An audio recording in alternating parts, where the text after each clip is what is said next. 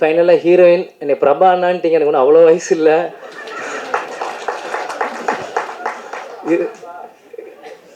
நீங்களும் இந்த படத்தில் நல்லா நடிச்சிருக்கீங்க. கேப்டன், நீங்கள் பார்க்க ஆஃபீஸ் வரும்போது உங்களை நான் சந்தித்தேன். உங்களுக்கு என்னோட பெஸ்ட் விஷஸ்.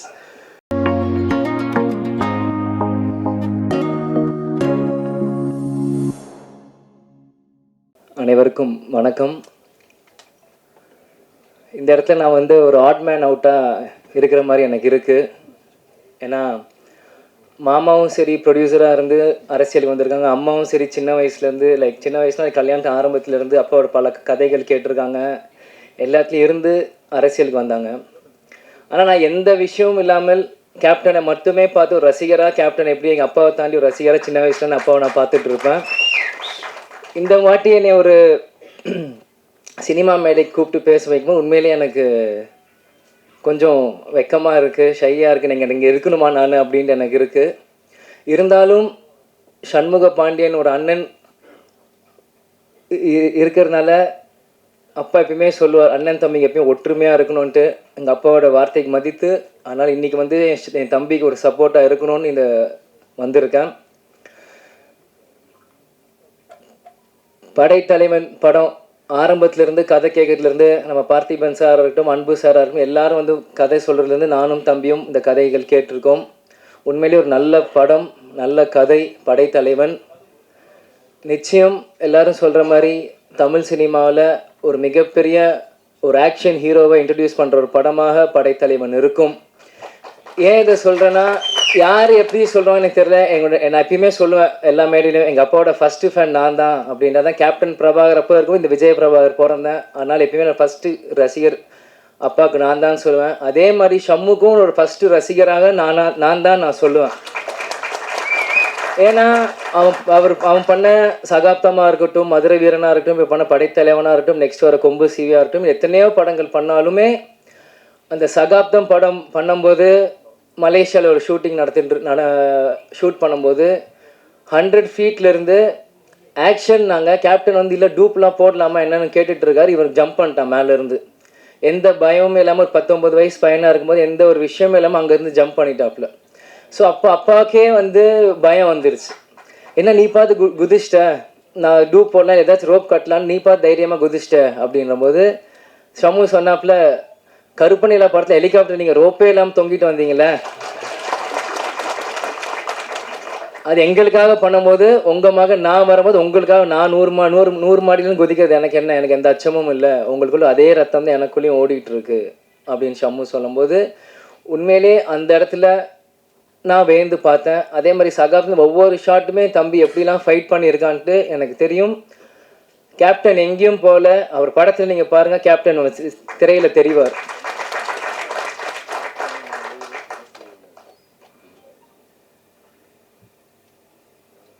நம்ம மாமா சொன்ன மாதிரி ஃபஸ்ட்டு படம் சகாப்தம் கார்த்திக் ராஜா சார் இசையமைச்சிருக்காரு. இந்த படம் இசைஞானி இளையராஜா சார் இசையமைச்சிருக்காங்க. நெக்ஸ்ட்டு கொம்பு சிவி யுவன் சங்கர் ராஜா இசையமைச்சிருக்காங்க. கேப்டன் சொல்லுவார், ஃபஸ்ட்டு படம் எந்த மியூசிக் டைரக்டர் வேணால் ராஜா சார் ஃபேமிலியிலேருந்து தான் ஒருத்தர் இசையமைக்கணும் அப்படின்னு சொன்னால்தான் அன்றைக்கி கார்த்திக் ராஜா சார் இருந்தார்.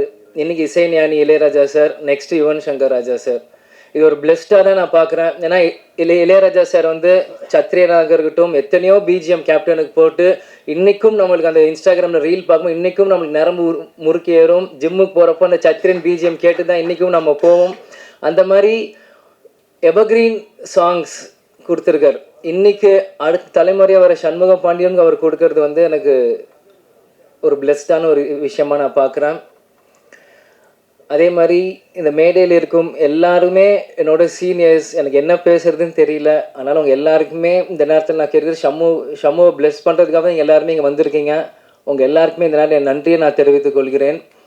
முருகதாஸ் சார் வந்து நான் சின்ன வயசுலேருந்து ரமணா படத்துலேருந்து நான் பார்த்துட்டு இருந்திருக்கேன். முதல்ல கஜினி ஹிந்தி படம் லான்ச் ஆகும்போது ஆடியோ லான்ச் பண்ணிவிட்டு அந்த சிடியை வீட்டுக்கு கொண்டு வந்து கொடுத்தார். அப்புறம் 2 பேருமே கேப்டன் தரையில் உட்காந்து அந்த படத்தை பார்த்துட்டு இருந்தார். அப்போ முருகதாஸ் அண்ணனும் தரையில் உட்காந்து அந்த சாங்ஸ் எல்லாமே போட்டு கேட்டுட்டு இருக்கும்போது அந்த அனுபவம் எனக்கு இருக்குது.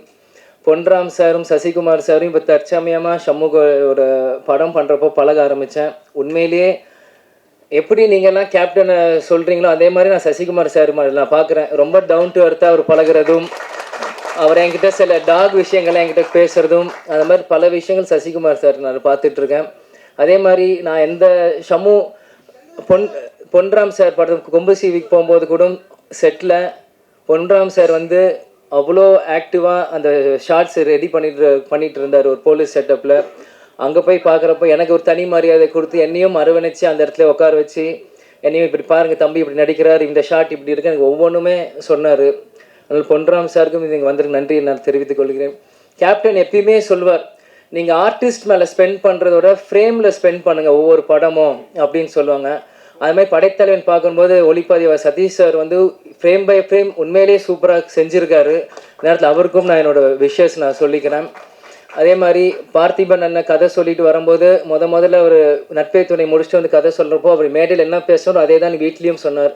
கேப்டன் பிரபாகர்னு டைட்டில் வச்சுருக்கேன்ட்டு, அது கிடைக்கலன்ட்டு. அது கேப்டன் பிளெஸிங்கான்னு தெரியல, அது எங்களுக்கு வரும்னு நினைக்கிறேன் அந்த டைட்டில் ஃப்யூச்சரில். அதே மாதிரி அன்பு அண்ணன் ஆரம்பத்திலேருந்து ஷம்மு ஒரு தம்பியாகவே அவர் பார்த்துட்டு இருந்திருக்கு, அவர் ஹீரோவாக பார்க்கல. அதே மாதிரி ஷம்மு அன்பு அண்ணனோட ஒரு பிரதராக தான் பழகிட்டு இருந்தாங்க. எப்போ ஃபோன் போட்டாலும் சொல்லுங்கள் பிரதர், என்ன பிரதர் எந்த விஷயம் எப்போ வரணும் ஷார்ட்டுக்கு, இந்த மாதிரி ஒவ்வொன்றுமே 2 பேருமே ஒரு பிரதர்லி ஃபீலிங்காக பேசிகிட்டு இருந்தாங்க. அது ஒரு வெளிப்பாடு தான் அந்த ஃப்ரேமில் உங்களுக்கு தெரியுது. ஷம்மு எவ்வளோ வளைச்சிருக்காரோ அவர் சொல்கிறது ஒரு அண்ணன் போல் சொல்கிறதுன்னு தம்பி அங்கே கேட்டிருக்காரு. அதே மாதிரி கஸ்தூரி ராஜா சார் அவர் இந்த படத்தில் உண்மையிலே நல்லா நடிச்சிருக்காரு. என் வீரம் வளைஞ்ச மண்ணிலேருந்து எனக்கு அவருக்கு தெரியும். அது கஸ்தூரி ராஜா அப்படின்ற பேர் எப்படின்னா திருப்பதியில் ஷூட்டிங் ஃபுல்லாக அங்கே போயிட்டுருக்கோம். அப்போ வந்து அந்த பேர் எனக்கு கேட்டுகிட்டே இருக்கும். அந்த பேர் எனக்கு ஆழமாக மனசில் பதிஞ்சிருச்சு. பிறகு தனுஷாரும் செல்வராகவன் அண்ணனும் வரும்போது கஸ்தூரி ராஜாவோட அப்பா அப்படின்னு வரும்போது இன்றைக்கி அவர் ஷம்மு கூட நடிக்கிறப்போ அதுவும் ஒரு பெருமையான விஷயமா அதை நான் கருதுகிறேன். அந்த கடைசியில் அந்த கேப்டன் கண்ணு காமிக்கும் போது எனக்குலாம் அழுக வந்துருச்சு. ஆனால் எல்லாமே கண்ட்ரோல் பண்ணிவிட்டு சிரிச்ச முகத்தோடு நிற்கிறேன். நான் அரசியல் மேடையில் சொன்னது தான் டிஎம்டிகே 2.0 ஸ்டார்ட் ஆகுதுன்ட்டு. அது ஒவ்வொரு இடத்துலையும் நீங்கள் பார்ப்பீங்க. வெறும் அரசியல் மேலே இந்த சினிமாலையும் டிஎம்டிகே 2.0 அப்படின்னு ஸ்டார்ட் ஆகுனா நீ ஷம்மு ஒரு பக்கம் வருவாப்பில், நம்ம கட்சி ஒரு பக்கம் வளரும், நம்ம நினச்ச கொள்கைகள் ஒரு பக்கம் வளரும். கேப்டன் விட்டுட்டு போன பணிகள் எல்லாமே நம்ம ஒன்று விடாமல் செய்வோம். அது சினிமாவாக இருந்தாலும் சரி, மக்கள் பணியாலும் சரி, அரசியல் இருந்தாலும் சரி. அதனால் எல்லாமே இன்றைக்கி நாங்கள் இங்கே நிற்கிறோம், இந்த மேடையில் இருக்கிறோம், எல்லாத்துக்குமே அது காரணம் எங்கள் அப்பா, எங்கள் கேப்டன் மட்டும்தான். அவர் இல்லாத இந்த நேரத்தில் மக்களாக நீங்களும், பத்திரிகை நண்பர்கள் நீங்களும், என்னோட தம்பி உங்களோட சண்முக பாண்டியனை நீங்கள் வளர்த்து விடணும். அரசியல் மேலே முதல்ல கேப்டன் வந்து நீ போ அப்படின்னு சொன்னார். அப்போ வந்து என்னோட தொண்டர்களும் ரசிகரும் கூட இருக்காங்க, தைரியமாக போன்னு சொன்னார். அதே மாதிரி இன்றைக்கி சினிமா உலகத்தில் சண்முக பாண்டியன் வரப்போ மக்களும் பத்திரிகை நண்பர்களும் டெக்னீஷியன்ஸ் கூட இருக்க நம்பிக்கையில் இன்றைக்கி சண்முக பாண்டியன் உங்களுக்கு முன்னாடி நாங்கள் அமைச்சிருக்கோம். நாங்கள் எந்த ஃபிலிம் எந்த ஷூட்டிங் நாங்களாம் வரமாட்டோம், உங்களை நம்பி அமைச்சிட்டோம். இனி அவர் உங்கள் ஹீரோ. கேப்டன் எங்கள் சொத்து இல்லை, பொது சொத்து. அந்த பொது சொத்தோட வாரிசு சண்முக பாண்டியனும் உங்கள் சொத்து. அதனால் சண்முக பாண்டியன் மிகப்பெரிய ஹீரோவாக்குறது எங்கள் ஆசையை தாண்டி கேப்டனோட ஆசை. கேப்டனோட ஆசை என்னமோ அது உங்களோட கிட்ட நான் கொடுக்குறேன். அதனால் நிச்சயம் சண்முக பாண்டியன் மிகப்பெரிய ஹீரோவாக வரணும். நீங்கள் கொடுப்பீங்கன்னு நம்புகிறேன். கேட்பது என் உரிமை, கொடுப்பது உங்கள் கடமை. திரும்பியும் சொல்கிறேன், சண்முக பாண்டியன் மிகப்பெரிய ஹீரோவாக வரணும். கேட்பது என் உரிமை, கொடுப்பது உங்கள் கடமை. அதே மாதிரி MC கவிதா காவ்யா அவங்களுக்கும் இந்த நேரத்தில் எனக்காக ஒரு இன்ட்ரடக்ஷன் கொடுத்து எனக்கு ஒரு வரவேற்பு கொடுத்தாங்க. பல இடத்துல அவங்க ஸ்டார்ட் பண்ணும்போது நிறைய பேர் வந்து அவங்கள ஸ்டாப் பண்ணிடுவாங்க. பட் எனக்காக அவங்க நேரத்தை செலவு செஞ்சு எனக்காக ஒரு இன்ட்ரடக்ஷன் கொடுத்தது அவங்களுக்கும் இந்த நேரத்தில் நான் நன்றியை தெரிவித்துக் கொண்டு விடைபெறுகிறேன். நன்றி, வணக்கம்.